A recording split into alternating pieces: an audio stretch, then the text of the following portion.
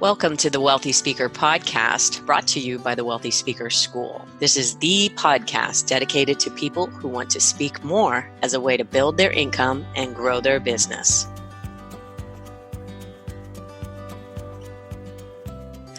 Well, welcome everyone to the Wealthy Speaker Podcast. I'm your host, Jane Atkinson. Today, we're talking about stepping outside the normal pricing structures that you might have been using in your business to improve your revenue. Have you thought about a 3-tiered pricing option? I know I have. I've had it. I went away. Now I'm going to get it back. And the timing is perfect for our special guest, Laurie Guest, to be here. Welcome, Laurie. Thanks for having me, Jane. Our special guest, Laurie Guest. That was I was aware of that as I was going in, and I had actually changed it to our expert today, and then I didn't, and then I blew it. Anyway, we go unedited on this show. I have been dying to have you on the show. Thank you so much for being here. Oh, it really is my pleasure. I followed your work for years, so it's helped me along the way. Happy to get back. Beautiful. Well, now tell us a little bit. You're really specialized in your speaking business. So let's talk about that first. I want people to understand that 3-tiered pricing isn't really what you speak on. What is it that you do every day? Right. I'm a customer service expert. So I've been doing this about 24 years, and my background was in ophthalmology and optometry, so the eye care world. And I had name recognition as a speaker in that world. And I didn't know that having your own speaking business was a thing. I didn't know you could do that. And so many years ago, I was speaking at a conference, and I was supposed to be the queen of the show, but there was somebody speaking in front of me, a non-industry speaker, and she had everybody crying and laughing and lining up to buy her books. And I'm like, who is this lady? They paid to bring her in. And it was Glenna Salisbury. Oh my gosh. And so, one of the best ever, right? And really? So I went up to her afterwards and I said, you do this for a living? Like, people pay you just to speak? I couldn't get over it. She said, they do. And I said, I think I want to do what you do. And she said, well, I'm the incoming president of the National Speakers Association. Let me show you the way. And I'm like, there's more of me out there. And then you came and you found your people. I did. There's nothing better. And I have to tell you, it shaved years off my learning curve to be surrounded by smart people. But here's what's even smarter is figuring out what parts applied to me and what parts didn't. And so although I've been doing it over 2 decades, it's only been in the last 10 years that I think my career has really gotten a lift and gotten some wind under its wings. And that comes from making my own decisions and doing it my own way, so to speak. And sweet spot pricing is part of that. And so I zeroed in on my customer service background. That's what I did at the eye care facility. And I found out, and it's so true, I wish I'd really learned this sooner, the narrower I niched it, the better I got. And so customer service, pretty broad topic. And so to keep narrowing it down so that eventually when people say, we need somebody who, right, and then fill in the blank, I need to be one of the names they consider. And I work towards that. I probably will for the rest of my career because it's a noisy marketplace. There's a lot of them out there. It really is so noisy. Well, let's talk about your early days. So you meet Glenna, who is, oh my gosh, just such a gem. And I still remember the story that she told about how she launched her speaking business by having basically her own showcase. Exactly. She put a few hundred people into a room, and I asked her just a few years ago, how much is that still holding water? She said that 80% of the business that she had over a 30-year span was all leading back to that 200 people in the room in Arizona. And I think that that's really quite something that spinoff can be such an amazing part of this business, don't you? Oh, absolutely. So 75 to 80% of my business every year is some form of a spin. And I think that there's a whole nother podcast we can do on the creativity of spin business. What you can do, it's beyond just, hey, if you know somebody who would like me, please recommend me. There's a whole topic just on that, which is I love it. So I love it. Okay. Why don't we, let's just pause there for a second. Yeah. What's one thing that you might say differently instead of, do you know of anybody else? I am a big fan of what I call the carroting maneuver. Carrot, like the carrot you eat.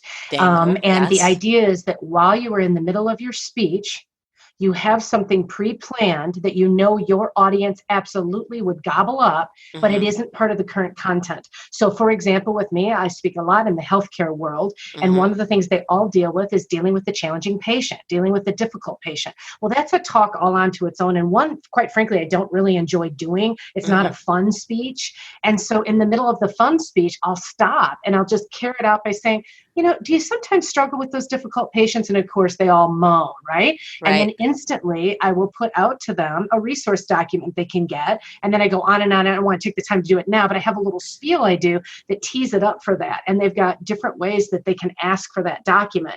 And then when they're done, I can say, and that really is a speech unto itself. If that's something you think that would work for your organization, just let me know. So now they've attached to my topic, not just necessarily, if you like me, please call me. That reminds me too much of the dating years in high school. Would you date me? Would you please date me? I think it's a little check better. Yes or no.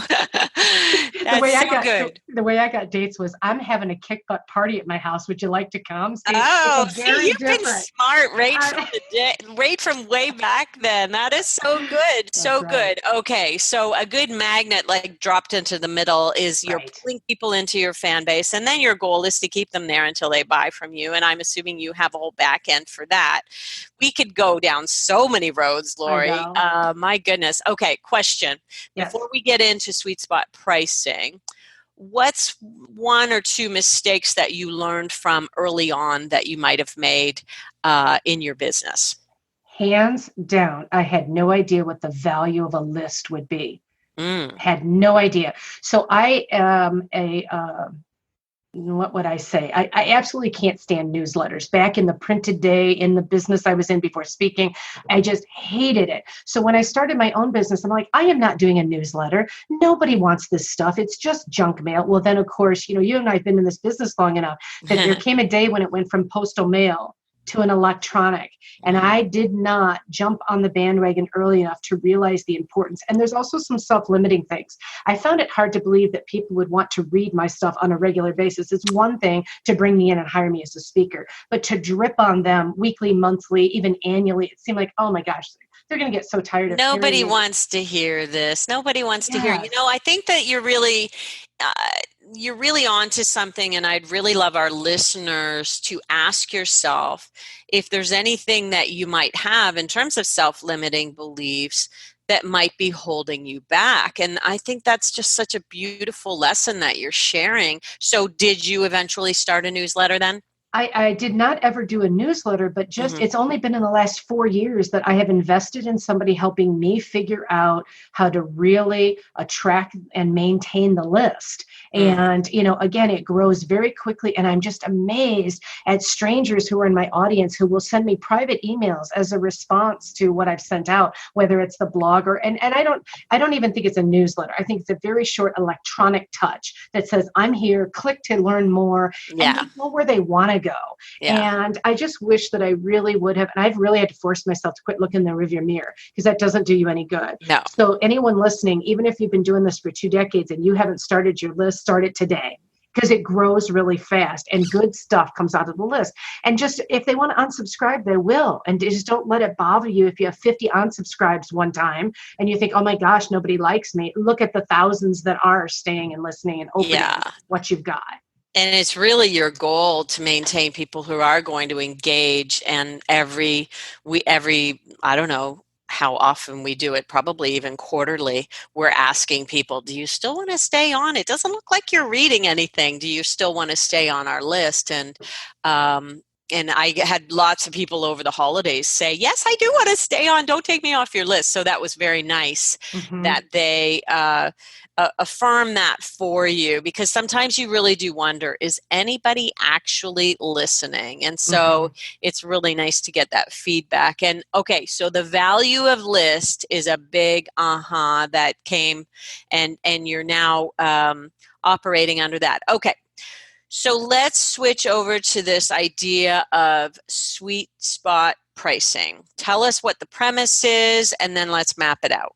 Okay, great. Well, it is my favorite topic as it comes to speaking. And I found out just in the last year or two, I actually can take this content and move it over to my clients, I bet any you can. industry that has Yes. services and places where they can move their fees about. There's some gold here for me to continue mining. But I think your listeners would find it interesting why it even exists in the first place. Okay. Okay. So the thing is, sweet spot pricing is not to be confused with three-tiered pricing. So Oh, to me, okay. three-tiered pricing means basic, deluxe, and premium, and you're Mm-hmm. pushing everybody to premium by adding your extra values and Oh, services. I'm glad you clarified that Yeah. because I think I might have teed it up a little bit incorrectly here. So let's keep going on that, please. Yes, because most people think that. They think, well, how is this different than any other three-tiered pricing? And there's some very well-known speakers who teach three-tiered pricing and value-based pricing, and Mm-hmm. that is amazing stuff. That's great.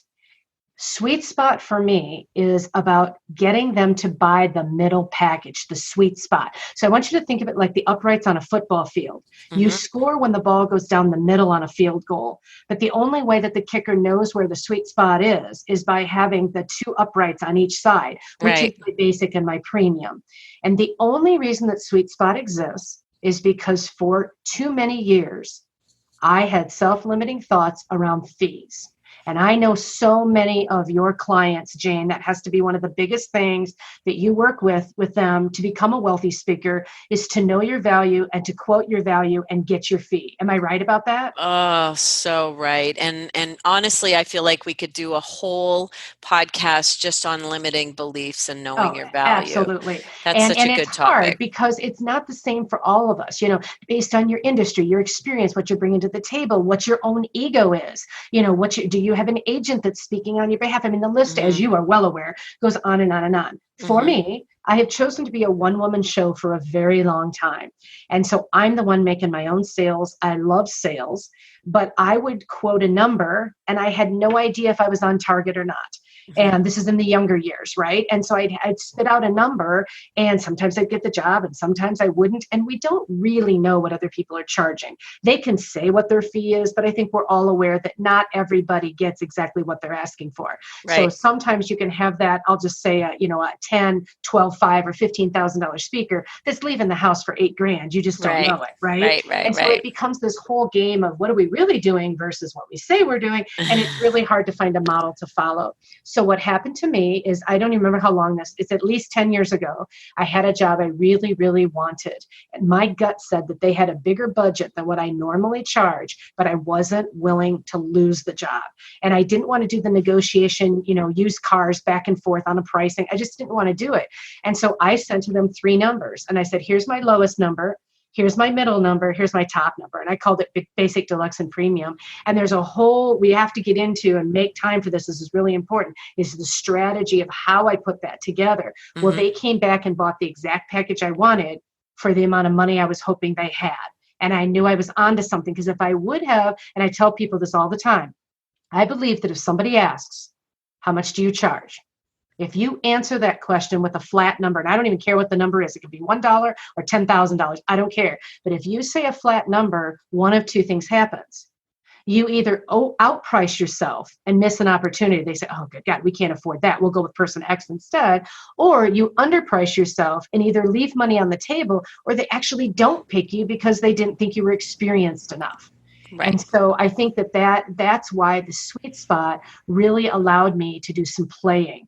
But the strategy of how to put them together, we really need to get into. Yeah, I like that a lot because the basic package can be really, really bare bones and not a lot of work for you. And, I think that this is really important. Okay, so talk us through the 3 different packages. And I just want to make sure that we're not advocating your fee should be whatever you think the client has. That is correct. That is so Okay. important. Okay, Really important. so we do like the idea. I know conceptually it's good. I just don't know how often people are actually following it through. I know that a lot of my clients are following it through because we talk a lot about standing tall in your fees and really knowing your worth. And I am able to show them what's out there and what's possible.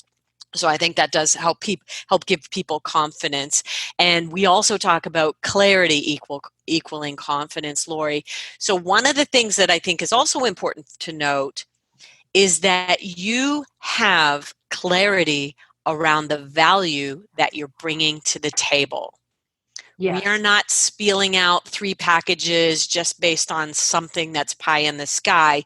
You know that you can deliver these things and you know the value of each. Okay, so those are a couple of little caveats that I want to just get out there to that say is really important. And the only pushback I will give is, as I've helped speakers with this in the last 7 years, they are amazed sometimes at how their client or industry values their work more than they value their own. Because say that again. So people are amazed when clients or the industry values their work more than they were valuing their own work. So in other words, and I'm going to throw out just fake numbers here. That's good. Let's say that my number is 7,500 for a keynote, Sure. and I'm going to bid 5 for basic, 75 for the middle, the deluxe, which is what I really want. And then I'm going to go crazy and I'm going to bid 12.5 for my premium. And I'm going to give you all this great stuff. And the client comes back and bam, they buy the premium. They don't even hesitate. Right. I always say that tells you that you were undervaluing your goods and services. Because if they come back and that number was so doable for them that they didn't even try to negotiate, they didn't even try to push back, then you probably could have gone 75, 12, 5, 15. And I think a lot of speakers have begun to find out, wow, I didn't realize they were willing to pay this. Yeah, and I think we should talk about the industry. Someone said to me, and I wrote a big piece about this, and we have a giveaway on it about where to find the money in the speaking industry. Someone came to me and said, well, I was told there is no money in speaking, that I should just go out and speak for free and hope to make some on the back end. And I said, that's very, very wrong. It's very untrue. I have clients who are earning $10,000, $15,000, $20,000, $25,000, and $30,000 for one speech. So I know for a fact, and Laurie, you're here to back me up, you're out there getting these fees. So these fees are not unreasonable, and there are, I would say, mostly corporate and maybe national associations. Would you agree? I would agree. The budgets. And I think the people that are getting big numbers have done a really good job of packaging themselves from the get-go. And so not only do they have the goods to back it up, but they just know how to put themselves out there to command those numbers. So here's what happens. You're my client, and we're having an exploratory call. And I'm getting to find out the who, what, when, where, so that I have some idea. And I always say the difference between speaking to 20 ladies in a church basement and 100 sales guys at the Hyatt in Chicago for 3 days, those are 2 different bids. Right. Those are 2 different proposals. And when you asked me earlier about do I know my numbers? The answer is yes, I do. And it may not be the same proposal. If I wanted to speak to 20 professionals in a church basement, it doesn't mean that I would turn them down just because it's a different number than at the Hyatt. Those are different proposals in my mind. But let's focus on the decent proposal, which we'll call the 100 salespeople at the Hyatt in Chicago. Okay. When we hang up the phone, I will have acquired all the information I need to do a good bidding process. And I think that's one thing speakers should work on, is gathering the right information to be able to do a good bid. But for now, let's put the pin in that, because otherwise we'd spend our whole time talking about that. Okay. But once I have the data, the first thing I'm going to do is create my deluxe package. That's a win-win. That's the amount of money I want to make for the amount of work that you want from me. And it's going to have about what I call 5 bullets. In other words, 5 offerings to it. And when you read it, if I've done a good job, it is a no-brainer that that's the one you want.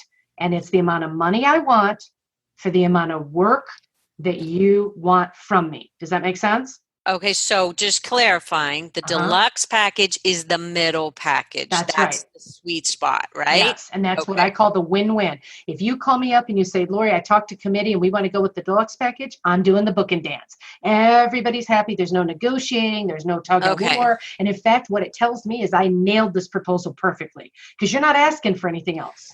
So you've asked a lot of really good questions on the front end to find out the pain points of your client. Now, can I assume, Laurie, that because you kind of keep your business target market mostly in healthcare, that you already go into a meeting fairly knowledgeable about what their needs might be? I do, except I'm going to correct one thing. I came from a healthcare background, but today healthcare is one of my smallest industries. So I Okay, did a talk lot about of that a little bit. yeah, What all are you targeting? I do a lot of adjacent selling. So I started with healthcare, and then the adjacent industry is insurance, right? Okay. From insurance, believe it or not, it goes to banking. So through the years, I've moved. Okay. And when I hit a target market that I am loving, I will tunnel down it for a couple of years. So right now, luxury travel is my current tunnel. Okay.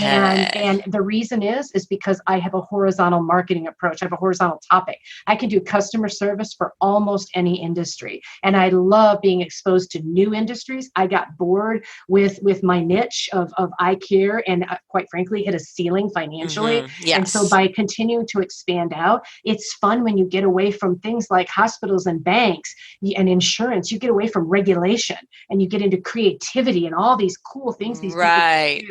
And Okay. so that's the one correction I will give. But okay, that's really good. You're right that I do know my industry before I bid. And if I don't know it, I've got time to do homework, which is another advantage of not throwing out a bid off the top of my head. I have 48 hours or however long I told them, usually 24 hours, to do some homework. And I do lots and lots of homework. Okay. So I have the basic number. And for this conversation, let's call that 7,500 just for this conversation. So your goal is with the deluxe is to get 7,500. At least in the example I'm giving you today so that your listeners can follow. And that number can be anything they want it to be. I don't want big time speakers to think this doesn't apply to them because that's a fraction of what they charge. And I don't want emerging speakers to think this is way out of their ballpark because anybody can use this. And that number could be 2,500. It could be 22,500. Exactly it doesn't matter. It still applies. And I think that's really important because before we hang up, I'm going to want to talk about who this doesn't work for. But for this stage of the conversation, let's call it 75. We get that? And let's make sure that we are really clear that what we offer you here on the Wealthy Speaker Podcast is a smorgasbord of opportunities and options. This whole sweet spot pricing thing may not be your bag. Totally cool. Just know that we know it's not for everybody, and we'll talk more about that a little bit. Perfect. Okay. Middle next package. Step. Yeah, middle package is done. It's got 5 bullets that go with it. By the way, as promised, when we get done, I'm going to give a link or give you the resource materials so that people can go back and look at what I'm talking about. It's so much easier when you visually see it. And this entire thing I'm teaching, I already have on video. So if people want to go back and listen to it again and break it down, they can do it through your podcast, or they can also do it through this extra video I have. Great. So, we'll put all that in the show notes for people. Perfect. They'll be able to get access to that. Perfect. Beautiful. Okay. Next step, we're going to develop the basic package. We're going down now. And on the piece of paper, it actually looks like this. Basic is at the top, deluxe is in the middle, and premium is at the bottom. And I'll talk in a minute why I do it that way. And so actually, let me do it now. Some people think you should go sticker shock and put the big number at the top. I don't, because if that sticker number is so big that it blows them away, they may not continue to read. Where if I go the other way, they see the first number and they go, oh, well, good. We can afford that. And then, but what else could we buy? So I choose, and I did, maybe a decade ago, do an A-B comparison with my work for about 6 months. And I don't remember the percentages anymore, but it was a no-brainer that more people accepted it when basic was at the top rather than premium at the top. So.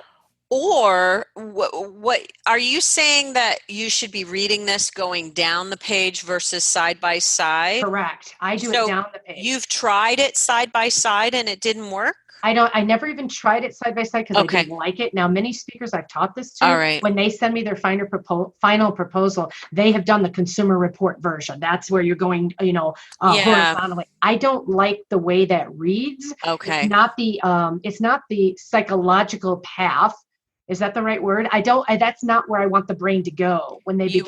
You want it to be linear because there's a reason why. Okay. That's right. Okay. And fair enough. I misunderstood and I was actually picturing it as a, side by side graph.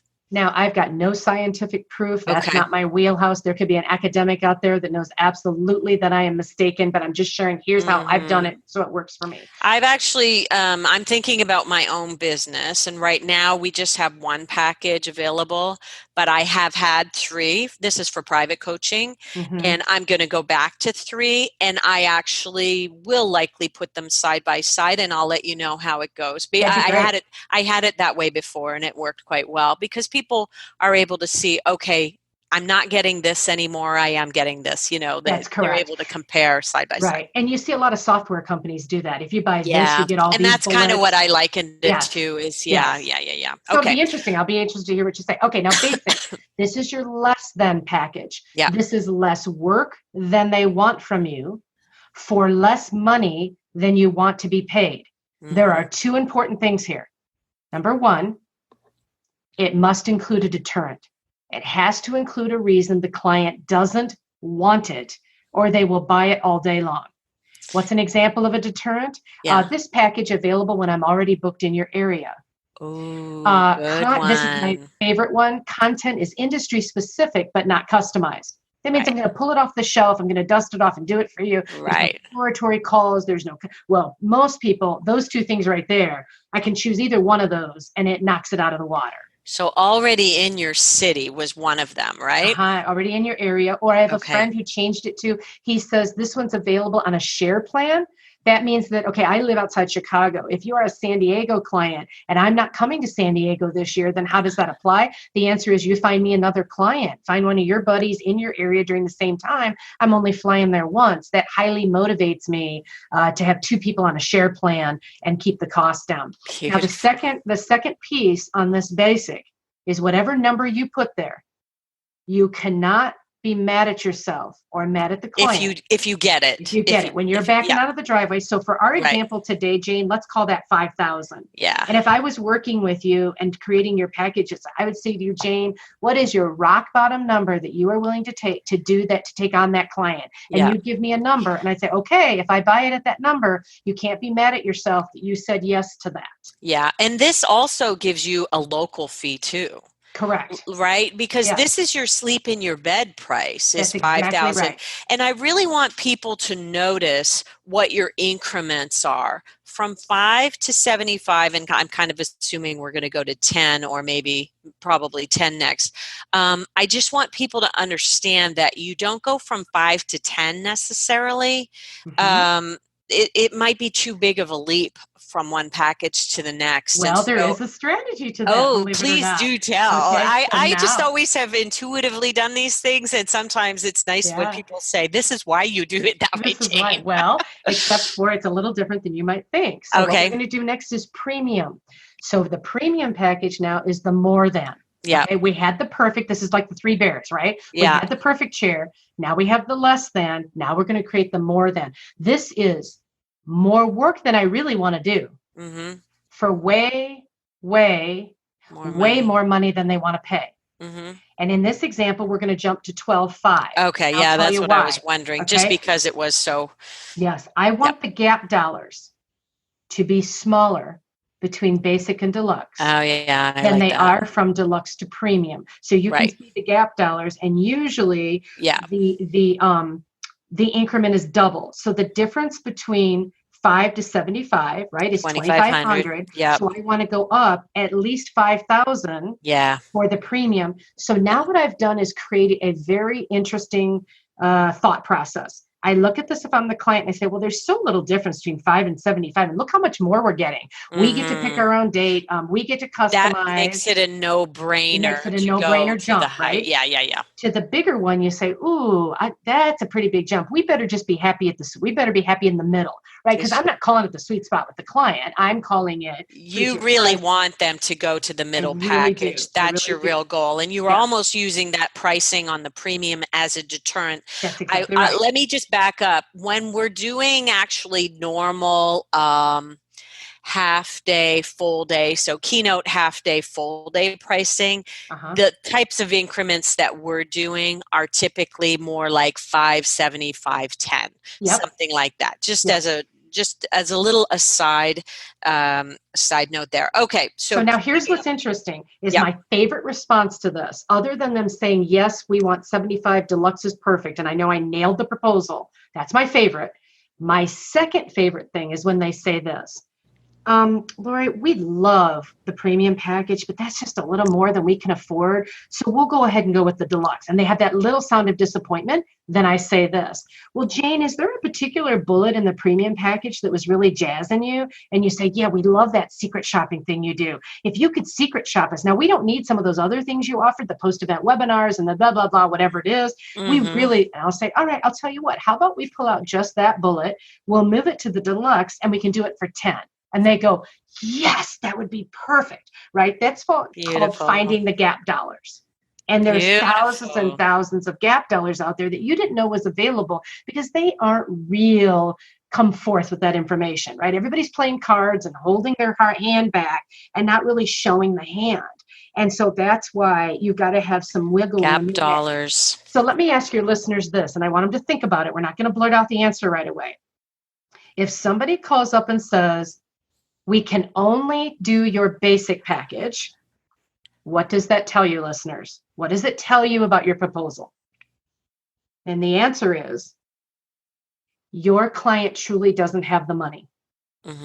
Because if they really, or you didn't put in a big enough deterrent, or you didn't put in good enough stuff to make them want to go find the extra $2,500. Yeah, you didn't show enough value. You didn't show enough value. They truly didn't have the money, or they didn't go find the money. Now here's another interesting question. If people call back and go, oh my gosh, we love this, we will do the premium package. What's that tell you? That you might need to bump up your pricing all the way across. That's right. That you undervalued yourself. If listeners do this and they get 2 or 3 premium buys in a row, they've undervalued their work. Bump everything up and they'll be shocked that maybe there was way more dollars to be gotten than they realized.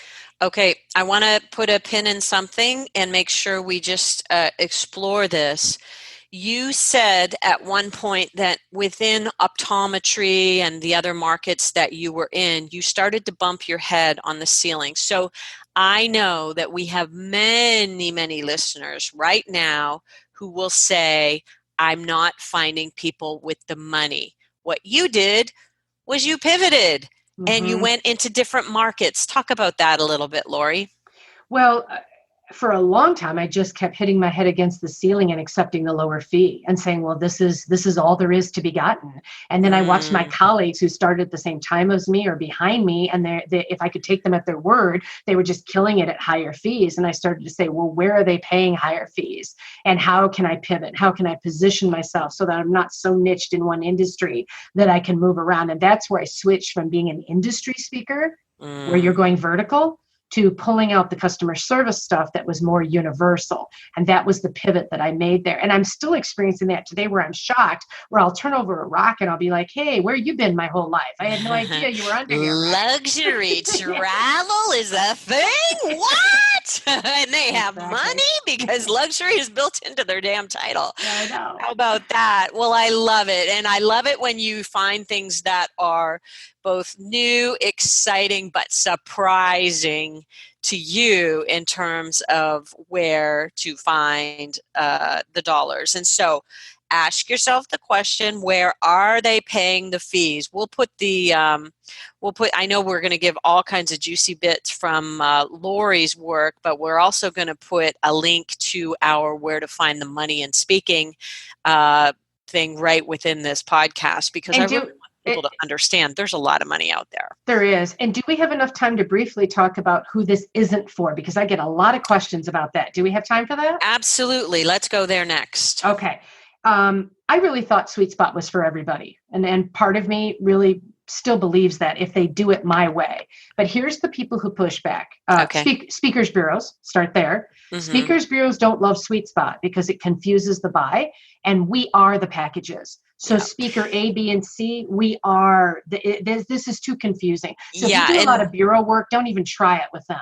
Just put out your number. Yeah. And speakers bureaus very much need to be able to put a round peg in a round hole. They don't want round square, and that really muddies the water. And I can totally see that. Okay. People who work with bureaus, right? Maybe this isn't for you. Right. The next group that doesn't seem to like this are very high paid speakers who are getting close to that celebrity status, or at least a celebrity in their own industry. And they really have gotten to the point where, hey, if you want me, it's X. You want me, it's 30K. I don't come out the door for less than 30K. When they start to get to that, they don't need to do that for what they don't want to mess around. And they don't really want to, I'm making this up now, but in my gut, I think they don't want to play the game of fighting to find the money. I am Tiffany's. If you can afford me, buy me. If you can't, I'm not your person. So that's a brand strategy. So who I think of for that are, two of my clients, Ryan Estes, Kendra Hall, and they have enough demand that they don't necessarily need to, if we want to call it, play the game. That's right. They don't need to. They don't need to. They have all the business coming into them. Exactly. They say my fee is $30. I travel from Minneapolis. Boom. That's the end of the, either yes or no. And then we move on to the next. And at that level, they shouldn't be negotiating even a little bit. Okay. So that's good. But anybody else? Yes. The last group, and this is important, the people who do not have a deep enough well of resources to be able to create bullets. You will not make this work if your only differentiation between these packages is time. I can speak for 60 minutes, 90 minutes, 120. That's not enough. Good. You have to have books and maybe online learning, the ability to do webinars, a variety of talents that you have, from coaching to whatever. And so one of the things we're going to put in your resource list for your listeners is my 100 pick list and 12 deterrents. That gives you 100 things that you can look through and say, oh yeah, I do that. Oh yeah, I didn't know that was valuable. And 12 ways to put 12 things to put in your basic package, which gets people in the thought pattern of what I'm talking about. I'll tell you who benefits from Sweet Spot is exactly who I was when I invented it. A good speaker with lots of offerings. Yeah. Who needs to lean into the boldness of quoting their fees. Right. That's who this is perfect for. I've actually got a couple of clients who I know are friends of yours that I'm going to circle back to with this, because they're really good salespeople. They should be doing this. I loved that you mentioned some of your bullets being the secret shopper idea. So good for a customer service speaker. And that is something that I think is I bet you get that all the time, that you pull that out of the premium package and move it over into deluxe for a little bit more, because it is more work to do that actual. Oh, it's a lot more work. It makes the package go really high. The other thing I like about premium that I think people should think about is what are bullets you can add that provide value to the client without additional labor to you. Yeah. So for me, that's an online training like program. Access to my online program. Right. Or here's resources with another speaker. I've done a thing with Patrick Henry before that he does a customized song for the client. And I upgrade the package by a lot, and he gets a portion of that upgrade. It costs me nothing, and they love the video. I think I've done that 2 or 3 times. So I'm always looking for creative ideas. Who has something to offer that I don't, that my certain client might find valuable, depending on the event, of course. I love this. Remind me the name of the resource that's going to help people identify all their bullet points. That I'm going to give to you? Yeah. Okay. Yep. I just call it my vault, as a matter of fact. Vault. And so do you want me to say how they would access it? Do you want me to say that on the podcast, or we'll just put it in the notes? We can put it in the show notes. Yeah. And so I have a special URL just for it. And once they get there, there's a password we're going to give them. And if they use the password, it opens up a vault of everything we've been talking about, including my book or my resource document called 93 Ways to Get Booked and Get Paid. And so we aren't even touching on that today. But as you know, I don't coach speakers. I don't do anything with speakers for money. And so I make this available to anybody who's trying to grow their business as a way to give back. Awesome. Laurie, wow. Talk about vault. My goodness. We're going to be cracking open this vault again. And I really want to have you back to talk about knowing your value, talk about standing tall in your fees. I think that would be just such a lovely thing. So we're going to book that for later in 2020 if you're game. Sure. And spin business goes with that perfectly, because that's an exciting topic that people are really missing it when they don't know how to turn over the rocks and dig out the good stuff. So I love it. I love it. Okay. If people want to come directly to your website, what's the URL? It's myname.com. So Laurie Guest, Laurie, and then Guest, like a guest speaker. See, I had to marry the man who had the name of what I wanted to be. Guest speaker. Should have been looking for Tom Skinny, but what are you going to do? That's Oh, that's awesome. That'll be my next husband, Tom Skinny. Well, thank you so much for your time today. I really, really appreciate your wealth, and I can tell that the line runs very, very deep here. So I can't wait to have you back on the show. We could talk all day, couldn't we, Jane? We sure never could. run out of stuff to talk about. It is a pleasure to be here. And I think the people who follow The Wealthy Speaker are smart people. And I have your book in my basement and have read it several times over. And it's been a big help. So I'm glad to give back. Thank you, Laurie. And thank you for those of you who are listening in. If you have enjoyed what you've heard today, by all means, leave us a rating, leave us a review on whatever the network that you are listening in on. And I hope that you will be standing tall in your sweet spot pricing if this is something that you would like to adopt. And for that, we will say, see you soon, Wealthy Speakers. Bye for now, everyone. Hey, thanks for listening. If you've enjoyed our show, you'll want to come and visit us at the Wealthy Speaker School, where we provide a proven roadmap for building your dream business. Go to wealthyspeakerschool.com. And for show notes for today's podcast, head on over to speakerlauncher.com and click on podcast. I'll see you soon, Wealthy Speakers.